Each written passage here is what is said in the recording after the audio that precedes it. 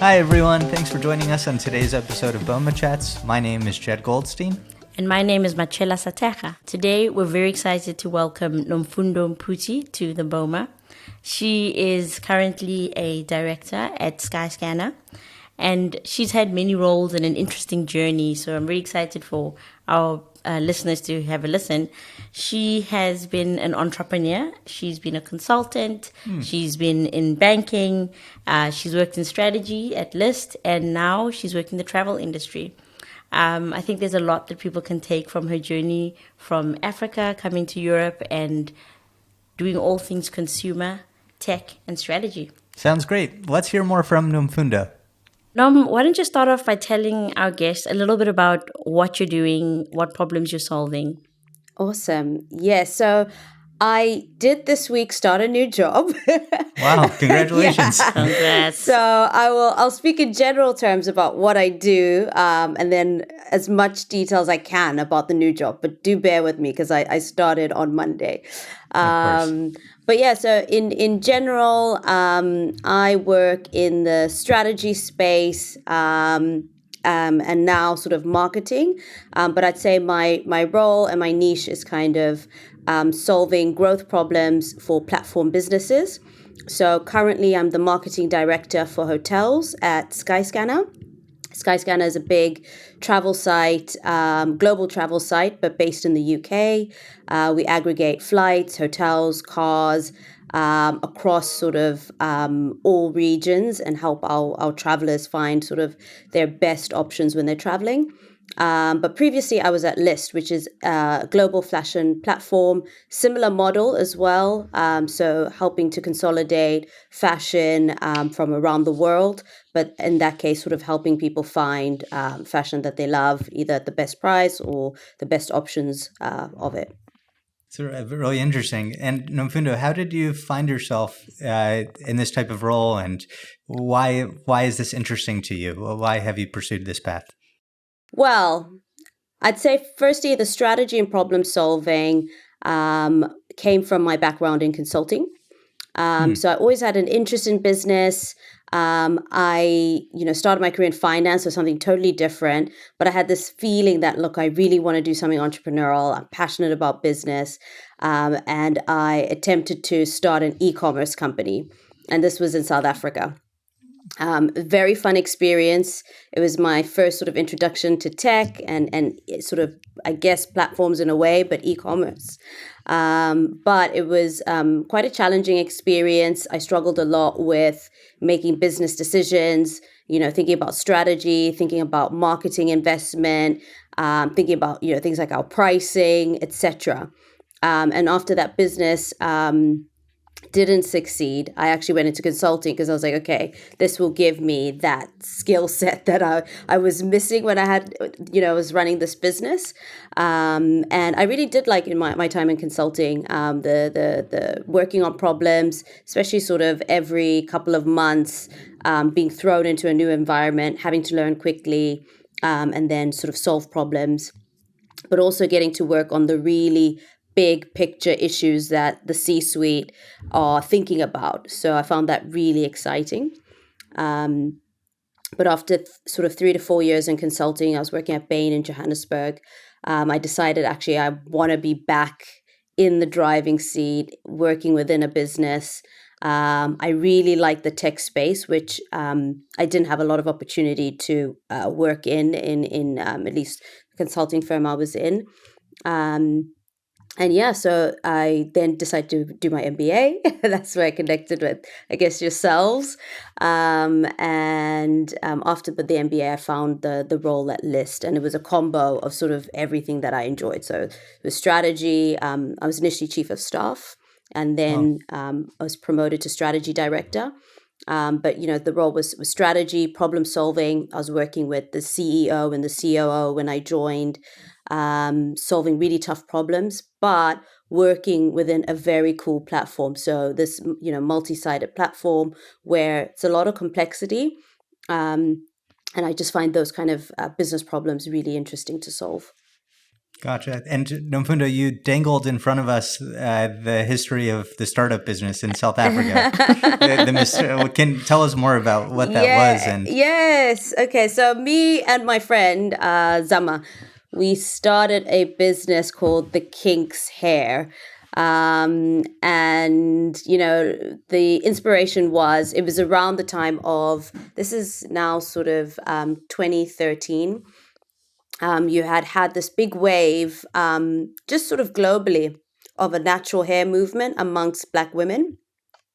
I'd say a lot of it did actually start in America, but through things like YouTube, social media, you had this wave of, Black women, whether being American, Brazilian, African, really starting to question some of the things we'd been taught about our hair, the way we were looking after our hair. And you had this wave of women. It was really like a movement saying like, yeah, I'm ditching the chemicals and I'm going natural. I'm going to rock my fro.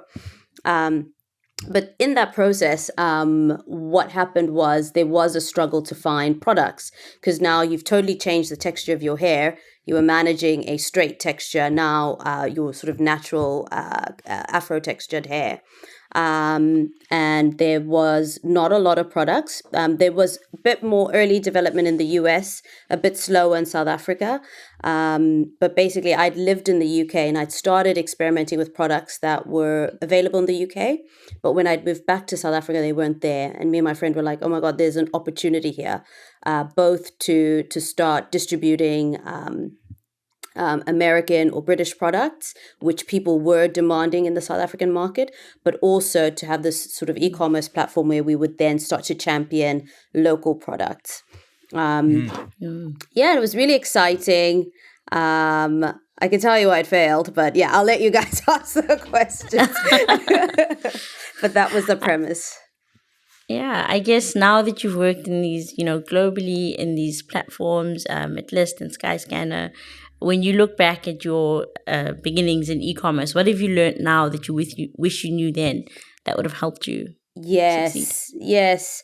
I think, a couple of things. Like, I do think, understanding the market and timing is important. So I think one of our challenges at that time, e-commerce, it was present in South Africa, but it was, I would say, sort of nascent. And we had a big challenge around payment. So at the time, most South African debit cards, which most people have, did not operate online.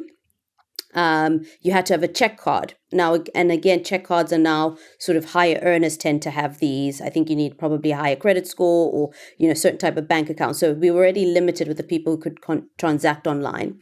And there were some innovations. So there were sort of things that you could do, like direct deposits. So you'd actually pay our bank account, but it would be an instant payment. You could also pay by going to the grocery store. So you had sort of these innovations where you'd pay at, Checkers in South Africa, get a code, and then, but there was a lot of friction. So just to give, context on the timing. So understanding that maybe, and also the appetite. So we had a lot of people saying, looking at our website, messaging us saying, hey, can I meet you? I want to see the product. So there was a lot of fear around it, and there wasn't this comfort of sort of ordering things online. So one, I think knowing where the market was, I think I would have probably gone for a hybrid approach, even though it would have been maybe counter to some of the things I was reading around Silicon Valley and tech companies. But I think that at that time you needed both. I think the e-commerce was good. We were able to have reach across the country, even into other countries. So we were getting orders from Mozambique, from Namibia. So there was something there. But they weren't. Let me say the market wasn't necessarily ready for just fully e-commerce. So having a physical location or some other retail distribution supplementing it, and at least getting people to try the products. That was one of the things I learned. The other is just market research and really understanding your customer. It's a basic stuff, but it's very difficult to do. I think you'll read it, like we all went to business school, right? So it's like you read it and there's a marketing textbook, like, do this research. And obviously if you're a big global company, your research, you might get reports and things like that from Euromonitor, etc. But with us, I think we were lacking key insight. And I think what I would have done is a lot more primary research. So I did do certain things like doing surveys. We had a launch event. We brought several women that we introduced ourselves on a blog. No, sorry, yeah. So it was a blog and also Facebook groups. This was also when Facebook was popping.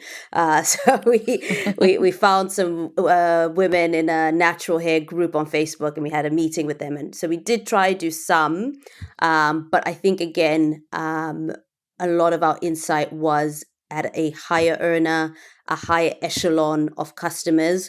And if we wanted to be as big as we were wanting to be, we needed to have gotten research from a broader market, And it's sometimes hard to access those insights from the broader market. The accessibility of that information is limited, or is that changing? I don't know how it is now, but I think it's the primary research, right? So it would have been going into salons, going into townships in South Africa, finding people with natural hair, asking what they're doing with their hair, why they have the certain routine that they have, what's the price that they're willing to pay. Because what we did find was, our products were expensive. A lot of people finding them expensive. But for example, the way we'd looked at it was, yes, this tub of product is maybe 5 times the average in store, but it lasts you longer. And the way you use it is different. You put it on wet hair, so it spreads more. But again, there was that educational piece that people didn't understand, and it was a barrier. And instead of fighting it, I think if we'd either repackaged or focused on local products, that would have solved that issue.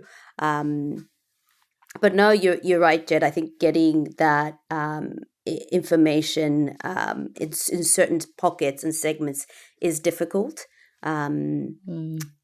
But it's worth it if you get it, because then you'll have the unique insight that no one has, which is pretty cool. Yeah, absolutely. But it takes some real elbow grease to get it, though. It's not a matter of just sitting behind your desktop PC. Like you actually need to go out into the even field. online surveys. I think that primary research piece is so important, because actually for a lot of African businesses, data is like difficult to get. And if you're wanting to look sometimes what people call bottom of the pyramid, you actually want to understand those insights around the actual problem, current routines. And you've touched on something else around the packaging and size. I think Unilever's come up with lots of sachet sizes for this very reason, to kind of drop the price point for people, make it more accessible. Yeah. So, but much harder to do when you're small, right? Because it becomes very expensive per unit to produce this. But one thing that's crazy, I'm sure today, like trying to get a stat on how many Black women in South Africa have, and by the way, that's probably the biggest demographic, right? Have natural hair. There's actually not going to be a report on that, which is crazy. You know how much soda people drink, and things like that. So there's a lot of there's these pockets of things that are serving our community that nobody's done this data. And how do you find that? So that was like one of our questions. How many people have natural hair? How many people have dreadlocks? How many, you actually don't have this data. And you do almost need it on a macro scale. But yeah, you have to try to triangulate and honestly thumb suck. Lots more digging in Africa when you're doing business. Great. So now when you look at what you've learned on the consumer platforms, in creating great CXs, understanding businesses, and you think about your future entrepreneurial endeavors, what would that look like? What type of strategy would you follow? I'm still waiting for my big idea. I'm always like, I'll start a business again, but I'm waiting for my big idea.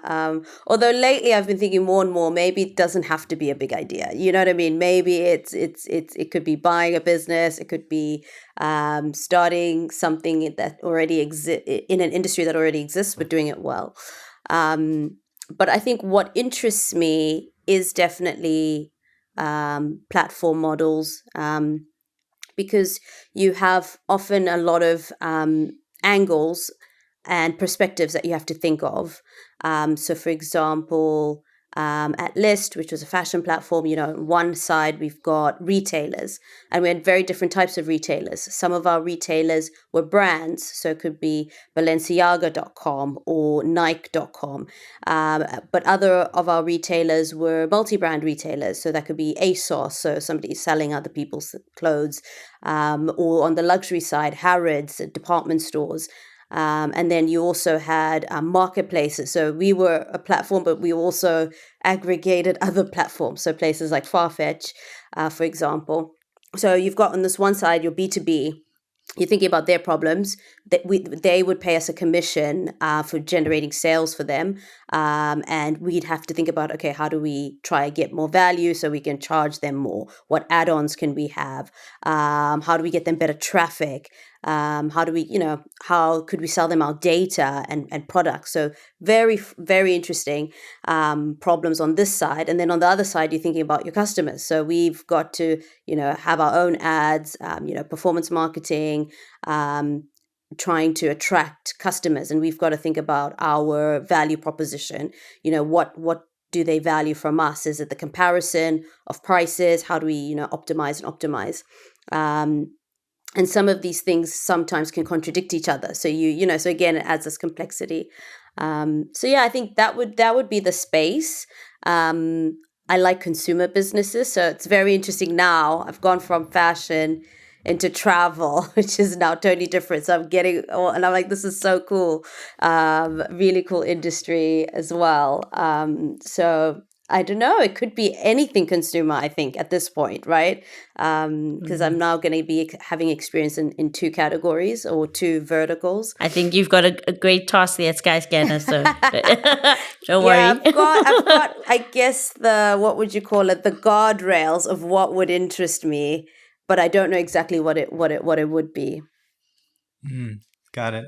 And but ultimately, would you like to go back down to South Africa, or are you pretty happy in the UK, or going back to the US? Or I think long term, definitely I'd like to be at home. Now, yeah, it'll be interesting to see what opportunities make sense, right? So especially with working with businesses that are sort of aggregating, you need to be in a market with a lot of players to aggregate, if that makes sense, right? So, so some of the things, let's say fashion in South Africa, from what I know of the market, it's not that deep in terms of depth of competitors. So, do you really need, what's the value add of this aggregator versus, let's say, if you are in the UK, you're looking for a specific model of a Jordan sneaker. There's a lot of places you could get it. You could be ordering it from Italy and it's shipped over in a week, right? So, so that's the one thing I do wonder is, what would be a segment that needs this, but it might just be more the transferable skills. But I am excited to go home. I think that's always been my long-term plan, but we'll see what pops up. It's interesting, Nomfundo, because the startup that you had started at Kink, it was a consumer brand that had its own personality and relationship with consumers. And now, since London Business School, you've gotten into the aggregation space and the platform space. So have your eyes been open to being a consumer brand is not the space to be in, that the platform space is actually better, where you're allowing other people to build brands and you're just helping facilitate that and lowering the friction of commerce? What's the preference? Yeah. So interesting. So one of the things is actually when me and my friend started the Kinks was we thought about starting a hair care brand. So even then we had the choice. Do we launch our own brand? We started speaking to manufacturers. But I think between the the two of us, it's like we used a lot of different products. We loved the choice.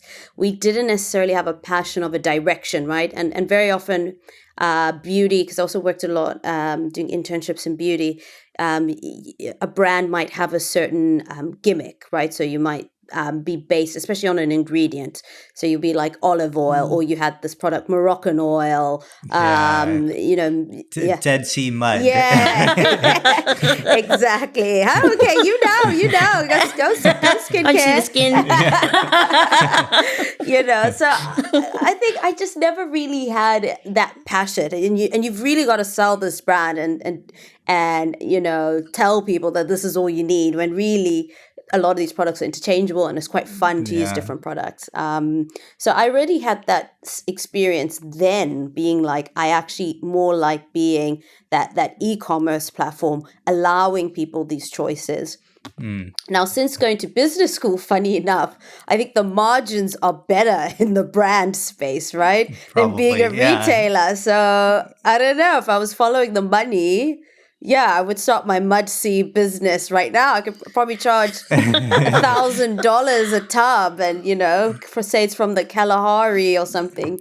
But I don't know. There's something fun about helping, for me, customers or travelers in this case now, like discover something that they love, that they haven't found. I find that really, really energizing. But financially, I think the brand model, or owning a boutique hotel, that probably has better margins.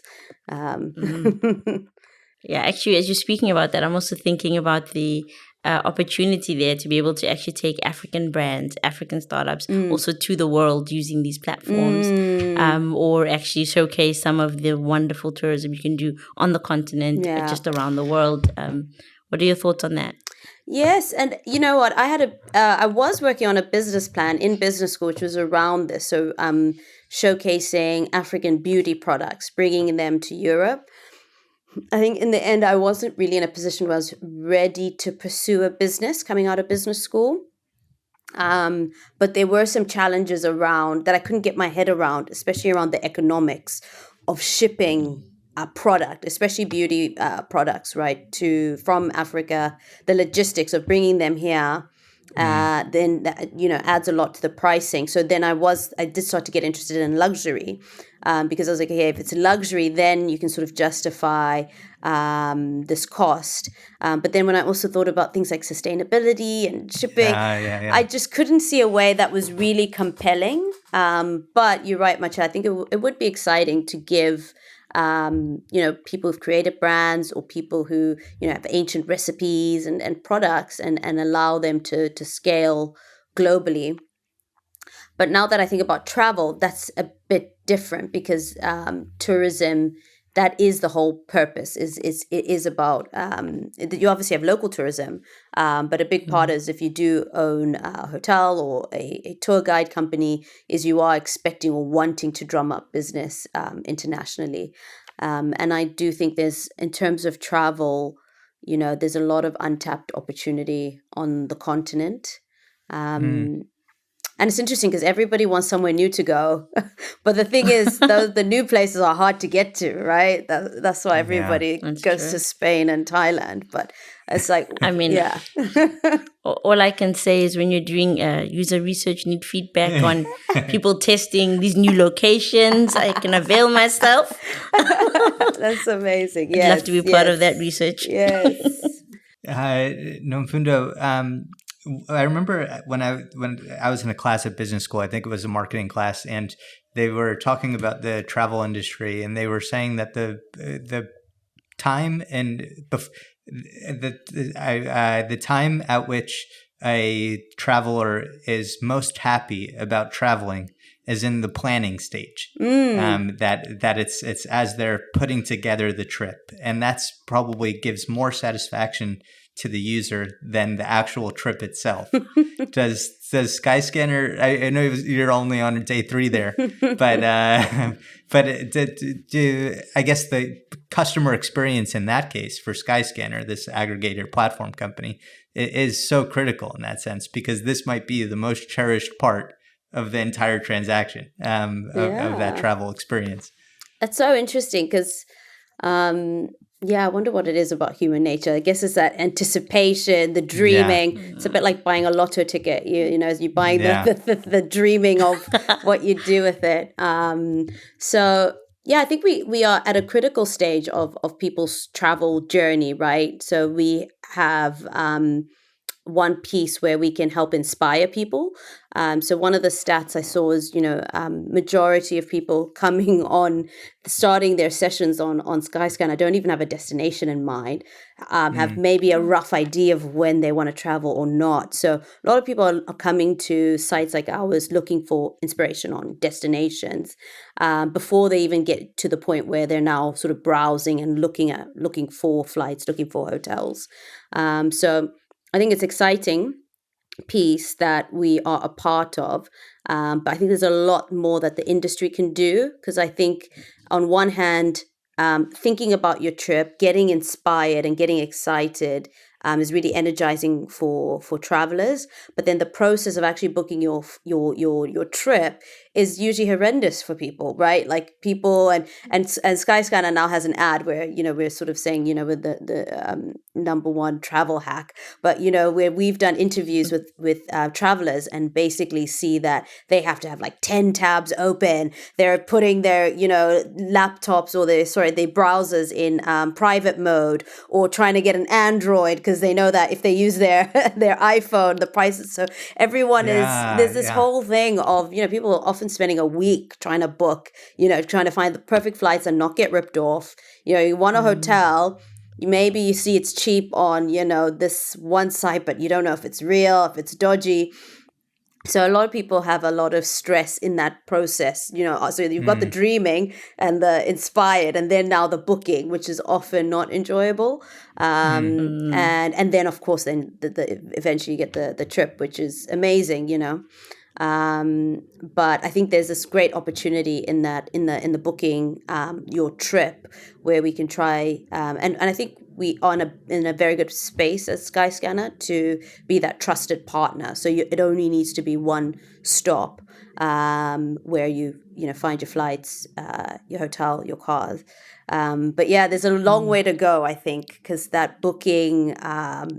It's very interesting, the stats around how long people are spending trying to book something so easy as a flight and a hotel. One of the themes that I think comes through from what you're speaking about in your career is really about creating these delightful customer experiences sustainably, and also whether it be in hair care, whether it's in fashion, or now in travel. For you, what does like a delightful experience look like? I was going to ask the same exact question. I'm so glad you asked that. Like what? Yeah. What is a delightful experience? Ooh, so interesting. I mean, look, the ultimate thing that comes to mind is for the few times I've flown business class, like, yeah. On one hand, I'm like, it's still so overpriced for what you get, but man, you feel good. You arrive at the counter, you get to skip the line, you get a short line, they greet you by name, they're happy to see you. One of my pet peeves, though, like the first time I flew business class, I was like, but they could just be nice to the people in economy as well. You know what I mean? But it's that you get to your seat, you're given champagne, have really nice food and real cutlery, etc. But yeah, I think for me it is the personal touch, great service, which that example has, and a little bit of luxury. Doesn't hurt. So you've just given us a real world example with tangible things like flying business class, but what about a digital experience that you've had where you've been blown away by the customer experience? So interesting. I think there's a nice play, I think, with digital businesses. So there's some that are both. So I know for sure some of our partners, when I was at List, really did try to elevate the e-commerce experience, which is kind of very generic at this point, and again, this was more on the luxury side where, once you order, they had, really quick delivery. They would deliver, beautiful packaging, and some of our partners were starting to do 1 hour delivery slots, for example. And that's more blur between the two. And then obviously there was some very good communications, etc.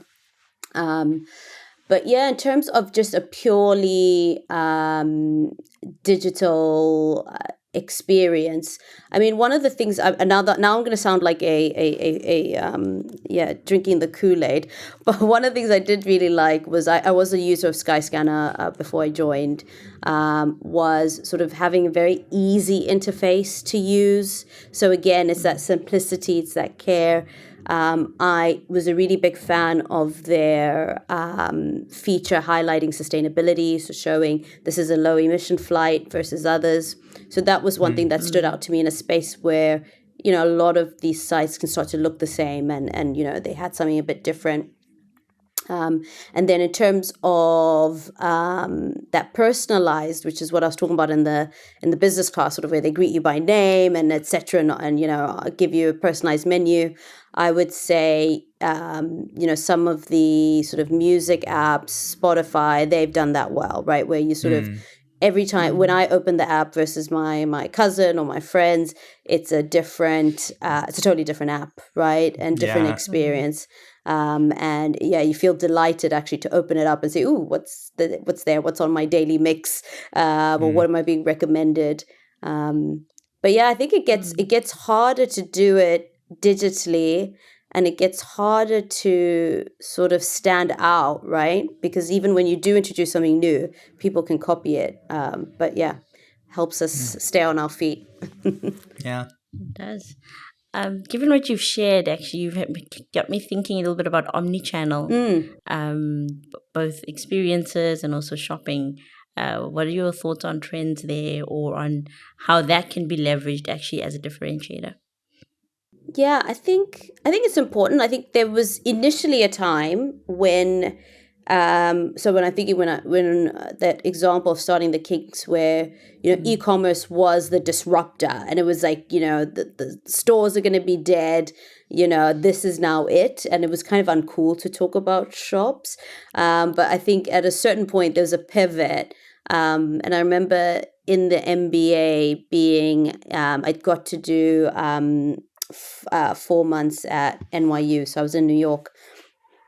And this was the era of like the direct to consumer brand. So it was like Warby Parker, Glossier in makeup. You had 100 Casper. Yeah, you had all these mattress companies. Yeah. But then you started to see, like, at a certain scale, they were like now starting to go retail. There was only so much they could do just being digital. So thinking about that omni-channel, and that became like the buzzword. So I think there is still a need. And then the other example is also the pandemic. And you probably know this, Marcel, as well, where obviously everything went digital. People some of the stats of people who'd never shopped online, especially certain categories like groceries, fashion, which were underpenetrated, shot up, and people like, it is never going back. And then what happened? And we know, and obviously our businesses were impacted by that. Like it did, generally I'd say in fashion, you are still seeing increased penetration of online purchases, but obviously it peaked in COVID and then sort of went back to its normal slow trend upwards. But it basically says that there is a role. You can't replace being able to try on something immediately, and seeing the fit. Sometimes things like colors, the way it pops on a screen, etc. I think technology can start to close some of these gaps, especially trying to understand when you're looking at a flat piece of clothing, what it will look on your body type, your height, your this, I think technology can help with that, but there's always that role. But at the same time, you look around the UK, a lot of high streets. I'm still surprised, like going around Oxford Street, Regent Street. These are it's like the sort of center of shopping and retail in the UK. You now have empty shops. which you never used to have. And obviously other high streets are worse off. So it does mean it's got to be special, you know. Now, I'm not sure who's doing it well. I am super excited, though, in terms of omnichannel, the IKEA store that's going to open up Oxford Street and Regent Street. Yeah. So there are certain things like, like IKEA. Yeah. Like it's some of those things you kind of want to go in and see the stuff and buy it immediately. But I don't know who's doing it really well, to be honest. But there is a need for both. But once you do have that retail footprint, you got to make it worthwhile, experiential. Maybe you have limited edition lines. Luxury is very good at that, actually. So some of these stores, they have, like Louis Vuitton, different SKUs in different regions and different stores. So you've got to go in and it's a different experience. It sounds exciting. Even though it's difficult, it sounds like a big opportunity there. Yes. For lots of problems for people to solve. Yes. Yeah. Okay. And Nomfundo, I think we could wrap up there. But before we go, can you just tell people how they could follow you? Do you have any social media presence on Twitter, or if they wanted to get in touch, is LinkedIn the best way for them to get in touch to learn more about what it is you're doing? I would say LinkedIn. Haven't looked at my Twitter in a long time. Okay. So LinkedIn is just my name, Nomfundo, which is Nomfundo, Mputhi, which is Mphuthi. I generally will, respond to people who message me or add me there. Awesome. Thank you so much for your time and for speaking to us in our BoMA today.